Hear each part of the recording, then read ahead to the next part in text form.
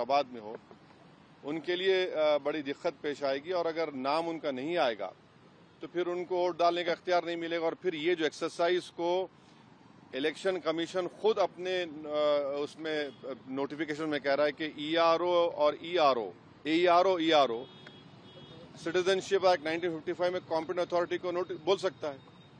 अब जिसका नाम नहीं आएगा वो तो अपना वोट भी खो देगा, उसकी लाइवलीहुड का भी उसको एक नुकसान हो जाएगा।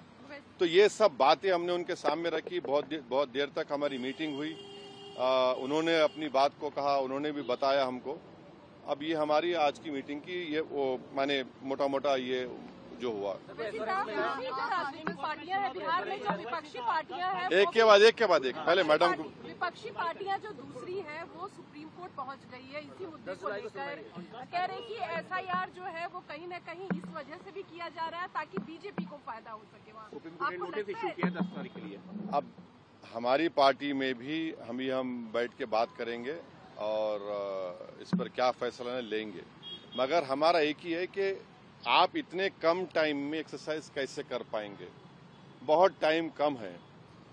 एसआईआर में भाई जो लोग जो अपना एड्रेस चेंज कर लिए उनको क्यों आप पूछ रहे हैं बर्थ सर्टिफिकेट? माइग्रेशन होता है, अब क्या करेंगे वो लोग? मैं हैदराबाद में बैठा हूँ, तेलंगाना के मुख्तलिफ गाँव से हर मेरे ऑफिस को कभी 10 लोग कभी 20 लोग बिहार के आते हैं कि हम यहाँ पर लेबर हैं, बताओ हम क्या करना चाहिए। अब उनके पास पैसे भी नहीं है वापस जाने बिहार को। परेशानी वो होगी क्योंकि लॉ तो बोल रहा है कि उनको रहना पड़ेगा वहां पर। वो गए इसलिए कि बिहार में कुछ है ही नहीं, कोई सरकार ने उनका रोजगार का इंतजाम किया ही नहीं, तो मजबूरी उनकी है, बाहर बैठे हैं। तो ये सब प्रॉब्लम्स हमने ईसीआई के सामने रखे। हमने कहा इसका तो आप सोल्यूशन निकालिए। चुनाव आयोग ने क्या भरोसा दिया आपको? काफी आप चुनाव आयोग खुद बोलेगा, मैं क्यों बोलूंगा चुनाव आयोग की तरफ से? क्योंकि वो तो अंदर से आप आश्वस्त नहीं आश्वस्त सवाल नहीं। देखिए हमने ये सब जो बातें आपके सामने रखी हैं, जो पॉइंट्स हमने सामने रखी हैं, उनके सामने जाके बोला हमने कि ये प्रैक्टिकल डिफिकल्टीज हैं, कैसा आप एक महीने के अंदर कैसा करेंगे। तो उन्होंने कहा कि नहीं हम लोग बीएलओस को रखे हैं, वॉलंटियर्स को रखे हैं। तो ये है कि जल्दबाजी में अगर 15-20% लोगों के नाम भी मिस हो गए और फिर आप देखिए मिस जब हो जाएंगे तो उसका सिटीजनशिप का मामला हो जाएगा। ये तो आप वही तो आसाम का डीओटर हो जाएगा फिर। तो ये अप्रीहेंशन है, ये जेन्युइन अप्रीहेंशन है।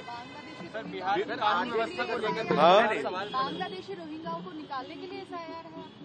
अरे देखिए फिर 2024 में किसको वोट डालने दिया आपने? 24 में आपने वोट दिया, मैंने वोट डाला बिहार में। हमारा देखिए एक सिनारियो विजुअलाइज करिए आप लोग। अगर कोई लोकसभा के चुनाव में 20,000 वोट से हार गया कोई, और अभी एसआईआर के बाद उसी के पार्लियामेंट सांसद में 20,000 कम हो गए, तो फिर वो क्या करेगा बेचारा? उसको राइट मिलना चाहिए। राइट टू रिकॉल तो हमारे पास नहीं है। तो इसीलिए हम कह रहे हैं हम एसआईआर के खिलाफ नहीं है, आप टाइम दीजिए ना।